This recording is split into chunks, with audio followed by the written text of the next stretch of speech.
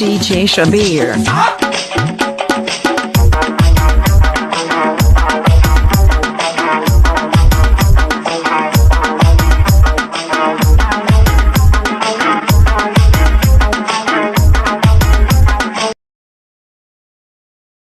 కూర్చున్నా మరి ఎటు తీసుకుపోతున్నావు ఏం కథ?